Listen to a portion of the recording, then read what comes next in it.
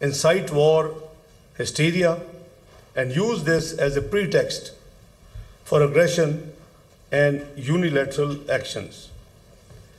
Why I'm saying so? I just want to remind and not go into detail. I'm sure all of you, it's not decades old, it's just 2019. Pulwama, media hype, rhetoric, followed by unilateral deletion of Article 370 and 35A, which led to declaring the 7 decades old disputed territory guaranteed by the UN resolutions to be resolved in the light of principle of self-determination and of the will of Kashmiri people. That was all binned after that entire Pulwama episode. However, this brinkmanship carries consequences that extend far beyond India borders. We believe that what has happened is to divert attention, I'm talking of Pahalgam, from India's internal challenges, state-sponsored terrorism, the ongoing human rights violations in the Indian illegally occupied Kashmir, and to gain narrow domestic political objectives. Don't forget there are some by-elections coming through next few months in India. However, we are obviously absolutely alert. Regional and international peace and security cannot be sacrificed at the altar of narrow electoral gains. This is a dangerous political game and gamble, putting at stake the lives of millions in the region. Being a responsible member of the international community, Pakistan remains committed to regional peace and stability. We will support all efforts towards de-escalation. I have had interaction in the last few days with more than a couple of dozens Prime Minister, Deputy Prime Ministers, foreign ministers of other countries. In MOFA, Foreign Office, we had engaged around 45 diplomats and mission heads available in Islamabad, and with few who are members of the UN Security Council, we have probably had more than one rounds. However, in case of any act of aggression, let me first tell you that my interaction revolved around what? In fact, on 22nd of April, we just landed, Prime Minister, myself, on a 36 hours official state visit to Turkey. We were invited by His Excellency the Turkish President. Soon after landing, we had this sad news, and straight away our meeting started, which ended over the dinner. And once I was done, I engaged Foreign Office. It was almost 1 o'clock in the morning, between 22nd and 23rd of April. We decided to issue a condolence message, which is still on our website. On 23rd of April, we issued this statement, and we learned that Prime Minister Modi, after curtailing his visit to Saudi Arabia, would be holding Cabinet Committee on Security of India. The times, a couple of times, changes in the time the meeting would be held, but finally it held around between Maghrib and Isha, our time. And after the meeting, there was no mention in their official statement, press briefing, any reference to Pakistan, but all the measures they took were Pakistan specific. You only need probably class 1 student to assess what was it all about. So we decided to hold our National Security Committee meeting following morning. And India, by the way, the measures they announced: number 1, closing of Atari border; number 2, reducing the size of our mission in New Delhi; number 3, declaring our armed forces personnel, you know that attaches, naval, air force, army attaches, always there, as persona non grata. 4th, the Pakistani holding valid visas, and inside India, the visas were cancelled and asked to leave immediately Indian territory. And the most shocking, the 5th, was that they announced that they will hold in abeyance the over 6 decades old treaty known as Indus Water Treaty. Now surely there isn't any provision in the treaty, those who have gone through the treaty. Generally the international treaties cannot be amended or terminated without the mutual consent of the parties to the treaty. And that's exactly is the spirit of, it's not deemed spirit, it is written in the treaty that neither party solo can terminate or amend this treaty. Now, this is most unexpected from any responsible country in the Committee of Nations. We are low riparian. The established precedents and laws in the world and practically followed is the low riparians always have an access to the water which flows from the upper riparian. We are low riparian. Without going into debate in 1961 what happened, because there are certain critics, and perhaps rightly so, but all those actors who actually signed the treaty and were party to the treaty finalization are no longer in this world, so God, bless their souls. But there was a huge criticism that giving away the right to 3 rivers of Pakistan wasn't a very good deal. The water distribution treaties are generally evolve around how and what distribution would take place. But Pakistan actually agreed to virtually drying up 3 of its rivers and through that treaty. And now, they say that we are going to, by the way, I have tried to search, maybe you are great scholars, some may know, legos. I can't find the word abeyance in international treaties, dictionary. The suspension word is there, but abeyance, I haven't seen that. So it was just shock. So, as I said, that very next morning, we held our National Security Committee meeting, and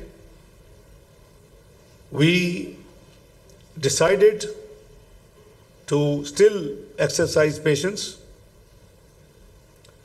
So we threw back the same measures on Indians what they have done to us. We closed Wagah border. We downgraded their mission here as a reciprocity. We declared that armed forces personnel persona non grata. We cancelled the Indians who were given visas and were in Pakistan and also asked them to leave. And we declared in no ambiguous terms that the holding in abeyance is non-starter, because we said it will tantamount to an act of war. We will not allow to divert or stop the flow of water, which is Pakistan's due share under the Indus Water Treaty. And in the National Security Committee meeting, we have made it amply clear that we would exercise restraint and we will not be taking any escalatory move. Almost these over 24 world-renowned, as I said, Prime Minister, Deputy Prime Minister, Foreign Ministers. Even yesterday I spoke to Russian, I spoke to Malaysian Foreign Ministers. And they all, including UN Secretary General, the US Secretary Rubio,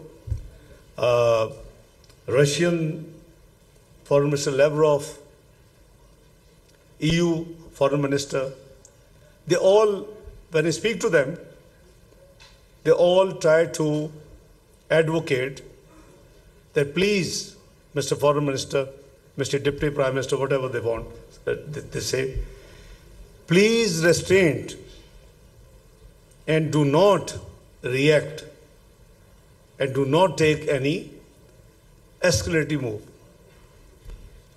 I have told each one of them 3 things.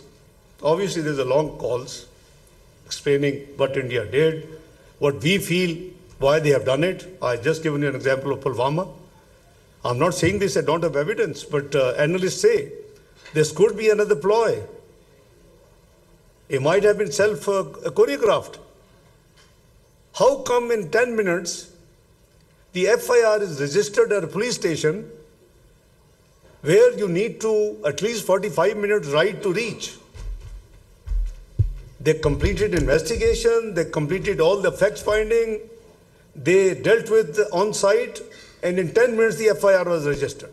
Come on, nobody's fool. And then what they conveyed, because obviously all these international dignitaries are talking both sides. Few of them, great friends, I have very good relationship, working relationship with them, suggesting me, can you try and help the perpetrators to be caught? I say, hang on, do you know the distance? Where it happened and where is the line of control? They don't know.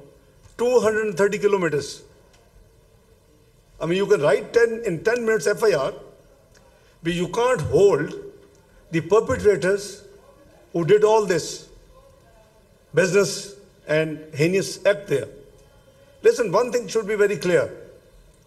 Pakistan has always and will condemn terrorism in all its forms and manifestations. This is our country policy. This is not now. When we fought against terrorism 2013-17, I was Finance Minister of Pakistan. I know how many hundreds of billions we had to finance. Even this was the policy decided, declared at that time. And we also declared we will not allow our soil to be used for any terrorist activity against any other country. The state is not involved at all in this sad incident. But so I keep telling these guys, my colleagues, diplomatic colleagues, that listen, it is as per analysts, some analysts, that they say this could be a ploy. And why? Because India has been now communicating with us officially that this treaty needs to be, a lot of ground realities have changed. This treaty needs to be revisited. And we are responding to the latest communications. 2 will be responded. But who can forego a drop of water because the future projections of water is said to be creating maybe wars in future. We can't give up a drop of water, which is our right. We honor, as I said, regardless of the certain criticism which was then, took place and which still people, but we are honoring the treaty in letter and spirit, and we had made it abundantly clear. So some analysts, with hindsight of Pulwama, they translated this recent, year plus negotiations, communication rather, between the two on this subject, that this could be the aim, and they have demonstrated the aim by declaring that we are putting in abeyance. However, as I said, I have told all these friends three things. I said, listen, let me make your life easy. You are asking and appealing both the countries to exercise restraint. You're talking to me, you're talking to the next door neighbor. Let me make your life easy and resolve 50%. I said, we will demonstrate full patience. We will exercise restraint. On behalf of Pakistan, I give him a word, we will not be the first one to do any escalatory move or action. I think we can't do anything beyond. So when I say this thing, it automatically, changes the situation. They understand, and I said, you have to work on the other side, don't worry about us. I've given you a word. This is all minuted in the history and record of the Ministry of Foreign Affairs, and this is a policy decided in the National Security Committee, chaired by the Prime Minister of the country, Muhammad Shahbaz Sharif, attended by the Armed Forces, chiefs, the Chairman Joint Chief, the Army Chief, the Air Chief, the Vice Admiral of the Navy. So they were all there. So it's a unanimous decision to exercise restraint, and we will not be the first one to make any escalating move. But in case any act of aggression by India, I am making it very clear, including last night, to Russian Foreign Minister, that in case of any act of aggression by India, there should be no doubt in anyone's mind that Pakistan will do nothing. Pakistan, let me tell you, Pakistan will resolutely defend its sovereignty and territorial integrity in exercise of the inherent right of self-defense as enshrined in the Article 51 of the UN Charter. So, I have given loud and clear message to the almost major countries of the world that where do we stand and what they can expect from us in case of. Let me also tell you something, that Alhamdulillah, we are absolutely alert. We are absolutely in a position. Our armed forces are, ready. And there has been an attempt. Between the night 29th and 30th of April, we had credible news of some misplay or adventurism by Indian Air Force. Alhamdulillah, we made them to run back and turn back to India. Our Air Force moved swiftly, timely, and made them to run back and turn back to India. According to our information, they landed in hurry at Sri Lanka, at Srinagar. Pakistan also remains concerned at the insightful and Islamophobic narrative being directed against the Kashmiris as well as the Indian Muslims in the backdrop of the current situation. This must end forthwith.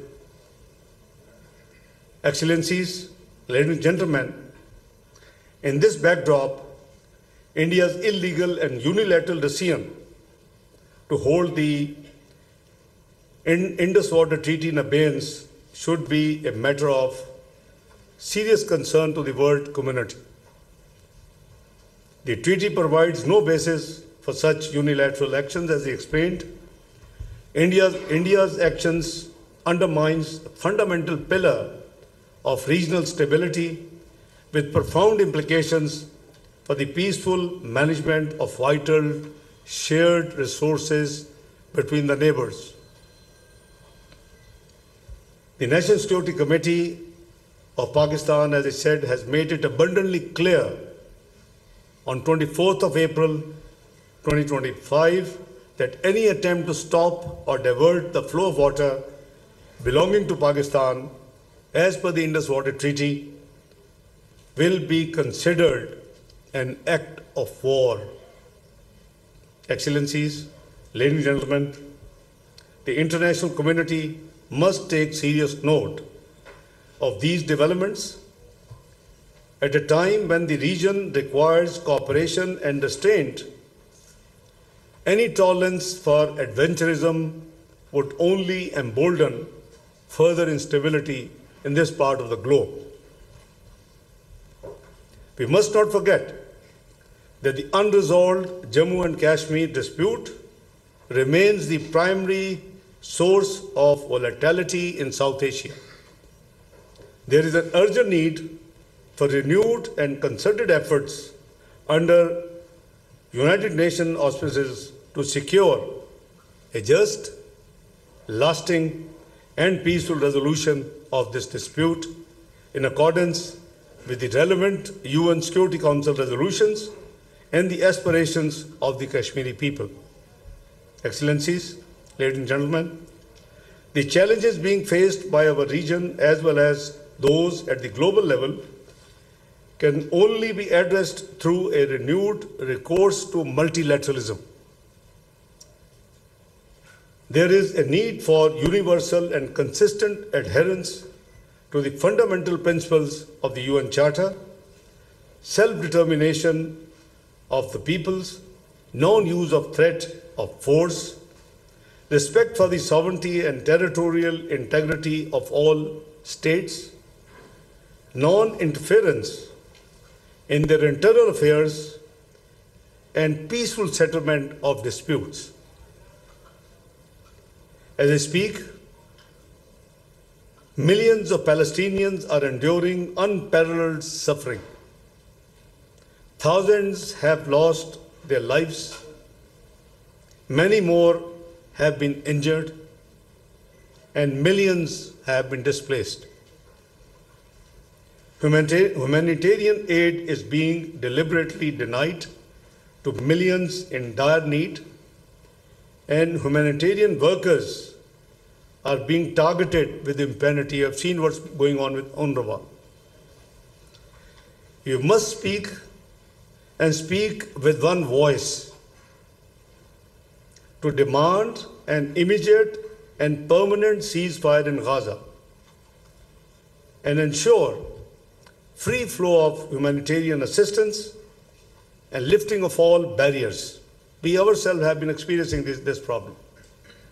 We have sent almost 1.5 consignments at different times. First, we were sending to Gaza through Egypt. Problems erupted. I had to engage Amman. We started sending consignments through Amman. Then issue expanded to Lebanon. We sent our consignments to Lebanon and followed by Syria. So we have been experiencing, we are doing on pure humanitarian grounds. There's humanitarian assistance through the National Disasters Management Authority, who takes the lead in implementing the decisions of Prime Minister Shahbaz Sharif and the government in this regard. So I personally believe that lasting peace in the region cannot be achieved without allowing Palestinians to exercise their inalienable right to self-determination for a viable, secure, contiguous, and sovereign state of Palestine on the basis of pre-1967 borders and with Al-Quds Al-Sharif as its capital, in accordance with the relevant UN resolutions. The vicious cycle of poverty and rising global inequalities cannot be addressed unless we make head-on the inequalities in the international economic relations and take them head-on. There is an urgent need to reform the international financial architecture, which has been described by the UN Secretary General as morally bankrupt. Those who have the supply of resources and those who require the resources, there's a huge gap. I think it was perhaps with this vision that in our region, Asian Infrastructure Investment Bank was initiated by China. We had been, I as finance minister between 2014 and 16, part of that exercise, and I am the signatory on behalf of Pakistan on that document which governs Asian Infrastructure Investment Bank. The whole idea was the 70-odd% population which requires multilateral funding has an access to around 30% funding from the multilateral global institutions and vice versa. Neither the Sustainable Development Goals nor the climate goals can be achieved without international cooperation. We have seen recent statements of some global powers. I don't know how much is relevant as of now, the climate funding and the climate change subject. I think we all have to wait patiently and see and watch and plan for our own country accordingly. Concrete actions are needed to help developing countries trapped in the liquidity crisis and debt distress by ensuring adequate concessional finances, rechanneling of unused SDRs, seeking a sustained increase in the lending capacity of the multilateral development banks, and funding of International Development Association, IDA. Excellencies, ladies and gentlemen, access to advanced technologies, especially digital technologies, must be available on the basis of equity and non-discrimination. Being one of the topmost climate vulnerable countries, Pakistan recognizes the critical need for the international cooperation to address the common challenges posed by climate change. We need enhanced global climate actions and international cooperation to mitigate the navigate impacts of climate change based on the established principles of equity and common but differentiated responsibilities and respective capabilities, commonly known as CBDR-RC. The developed countries need to meet their climate finance commitments with a balanced focus on adaptation and mitigation, so as well as on loss and damage. I have my doubts the outcome with the global changes in the last year plus of the outcome and the decisions and the delivery with all the latest. I'm sure all of you would be pondering and would be assessing and would be, estimating what's going to happen. Excellencies, ladies and gentlemen, Pakistan is alhamdulillah endowed with rich natural and human resources and an enormous economic potential. It is located at the crossroads of South Asia, Central Asia, and the Middle East. This I say as a faith. As a Pakistani, I have a faith that this country has the resilience and the potential to come back and be part of the big 20s. It is not too long away and long ago. It's only 2017. Eight years have passed.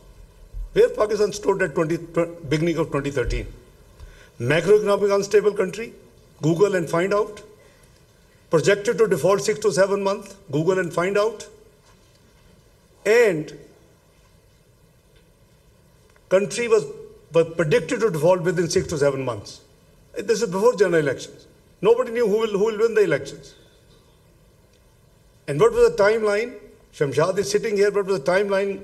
At that time projected that Pakistan would need to get out of the quagmire we were already landed in was 12 to 15 years.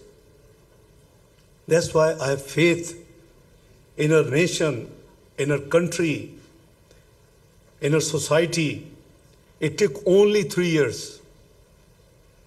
You had all macroeconomic indicators in place, lowest inflation in decades, CPI 3.59, GDP 6.3%, highest foreign exchange reserves close to $25 billion, which still has not been broken. 24th global economy. And it's not me, it's PricewaterhouseCoopers. Find out. PricewaterhouseCoopers projected Pakistan is going to be part of G20 not later than 2030. What happened? I call it, and then the country had rolled out, which couldn't be done in the last couple of decades, rolled out, all these iPhones and smartphones and technology you're using today, thanks to 2014, the bold step of the Prime Minister Nawaz Sharif government, which rolled out the auction of 3G and 4G spectrum. That's led to the latest digital position which we are enjoying today. So unfortunately, I don't want to be criticizing anybody. I don't want it to be political. But I genuinely believe as Pakistani, two pandemics, one natural and one human, landed this country as 47th economy by 2022. Brought us on the brink of default again, which we struggled during 22-23 to save this country. You named the international agencies and they were giving us dates. Even June 2023 a date was given. I know why. Alhamdulillah, we survived. New elections took place. Just been the damn debate of 45-47. Let's look forward. Country has come out of the default mantra for all time to come, inshallah. It has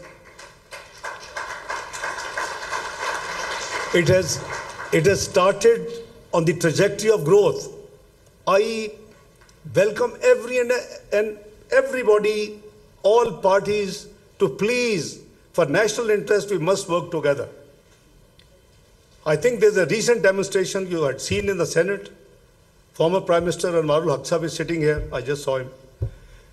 So you see, we demonstrated. I had to just spend 2 hours with all the political parties, regardless who is who.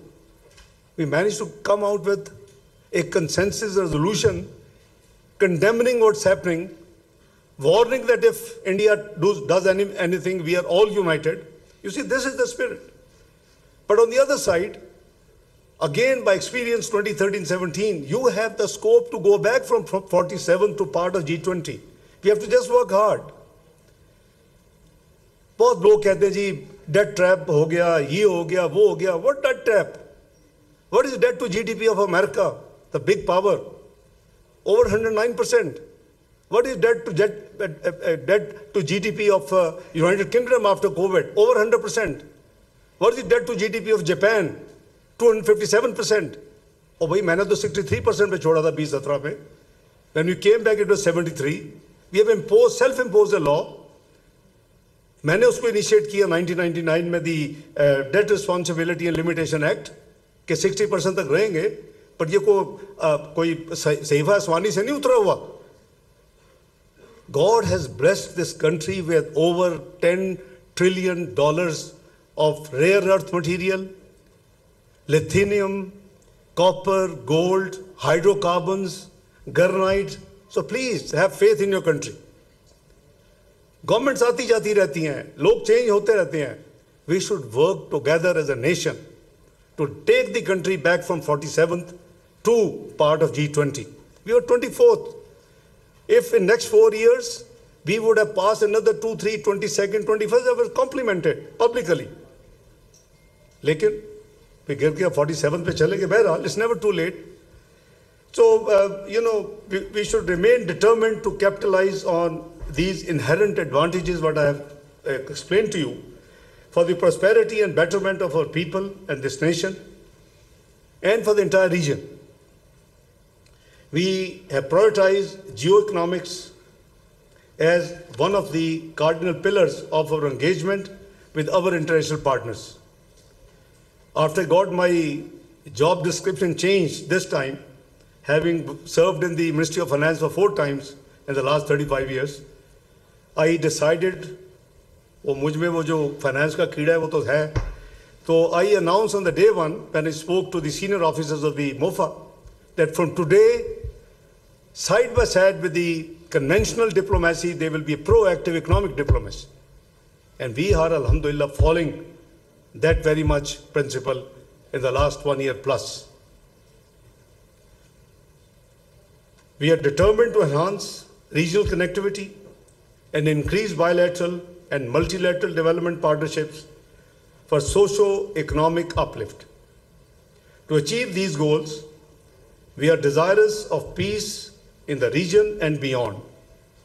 At a time when we are headed on the path of economic stability, we do not want any distractions from our people-centric development agenda and efforts.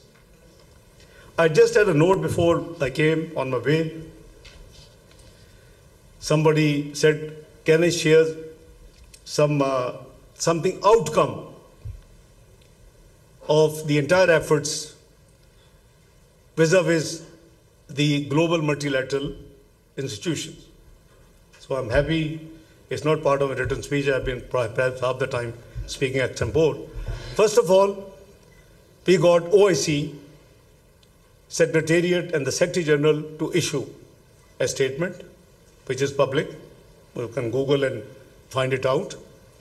The senior officials meeting of the OIC took place, and 48 hours ago, they have also passed a resolution, which in normal course will be obviously endorsed and approved in June in the meeting of the Council of Foreign Ministers of Organization of Islamic Cooperation, OIC, in Istanbul. But we may, if necessary, requisition an extraordinary general meeting of the OIC, Council of Foreign Ministers, but this the government will decide. Third, there was a press statement, which is a standard practice when an incident took place in any part of the world. In the UN Security Council, as you know, you are, alhamdulillah, from 1st of January, Pakistan is the non-permanent member for 2 years of the UN Security Council. In 2012, Pakistan won with 1 vote. Now, we were elected 182 versus 5. Alhamdulillah. You see, this is Pakistan now. वो कुछ लोग को 1.5 साल पहले कहते थे 2 साल Pakistan diplomatically isolate हो गया है. मुझे तो ना दिन का पता होता है ना रात का कि किसकी मैं कॉल लूँ और किससे मैं एंगेज करूँ किसको ना करूँ. It's such a long list of mutual interactions with the global community, diplomatic community. Fourth, in addition, in accordance with that tradition, in UN Security Council, US moved a resolution, and the resolution was obviously condemning the terrorist attack in Pahalgam. I think working as the nation's, nominee and in the instructions, under the instructions of Prime Minister Shahbaz Sharif and the government and the National Security Committee, I wasn't very happy on two things in that resolution, draft resolution. One, the word Pahalgam was there, but it didn't say where. The district, Jammu and Kashmir was missing. And it was obviously, perhaps on purpose. I said nothing doing. We put a hold that put Jammu and Kashmir, then it is acceptable. And I gave an example. I said, let's say if something happens in London and a similar resolution comes London, will it be London of UK? Will it be London of USA? Will it be London of Australia? Will it be London of Canada? Why are you shying? Put Jammu and Kashmir. Number two, there was the TRF was mentioned.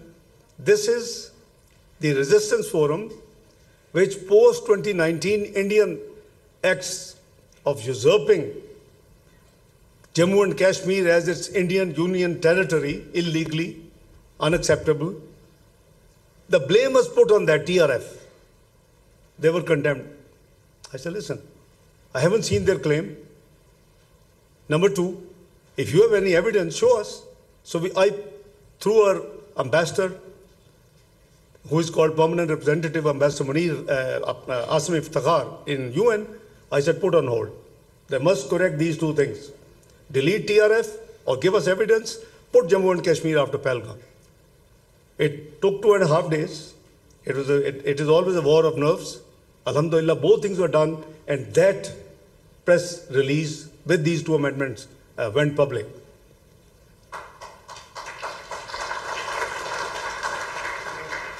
Lastly, Sunday was, for me, there's no Sunday or weekend. I was busy talking to Malaysia, talking to Foreign Minister Lavrov of Russia, etc., and dealing with many things related to it. With the approval of Prime Minister and in consultation with the Army Chief, General Asim Munir, I have directed last night our permanent representative in UN to summon and request for a meeting of the UN Security Council. Let's share with them what I have talked to you here.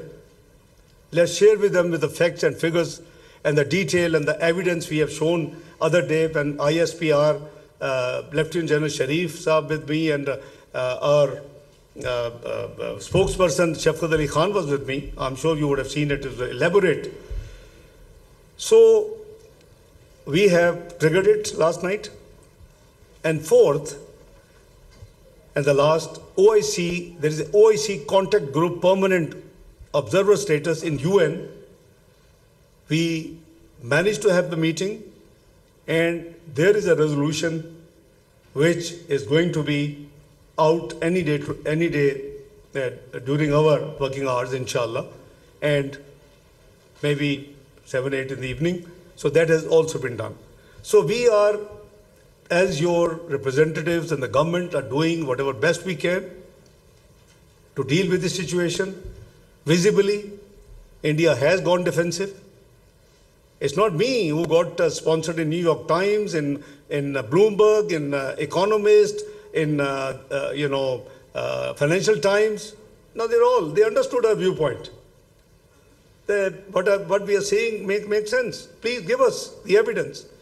Pakistan has categorically made an offer by Prime Minister Shahbaz Sharif in his address to the Kakul Passing Out Academy on Saturday, within days of this incident, that we are ready for any independent, transparent, international probe and investigation because our hands are clean.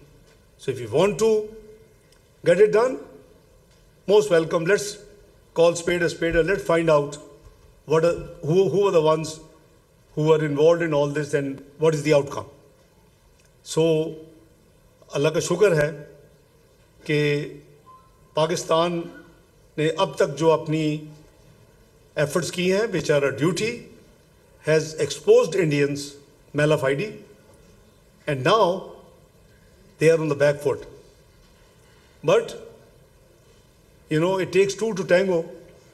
I've been telling all these dignitaries whom I'm talking to in the last few days that I can assure you only from my side that we will demonstrate patience, we will exercise restraint, and we will not be the first one to attack. But if anybody makes any mistake and enters into adventurism, then God knows where those situations will be leading to. So hopefully, I hope sense prevails, and they should do introspection. I'm not sure, I'm not blaming, but I've seen one senior, probably 3 stars, has been sent home. One number 2 in the Air Force has been sent home. Maybe that episode which happened when we forced the 4 Indian Air Force fighters to go back just 4 days ago. So God knows, but anyway, it is their internal business. They can sack the whole army, whole Air Force, it's not our business. Perhaps it will resolve the issue. But anyway, I think I have taken a lot of time beyond I was asked to.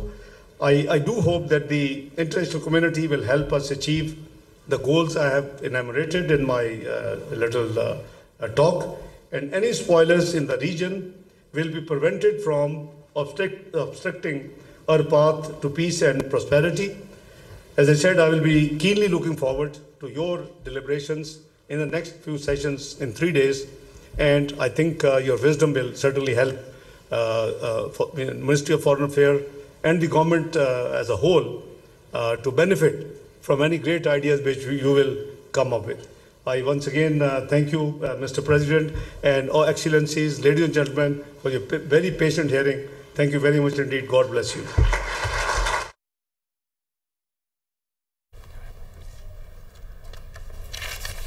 नायब वज़ीर-ए-आज़म इशक़ डार इज़हार ख्याल कर रहे थे। कश्मीर के मसले के हवाले से उन्होंने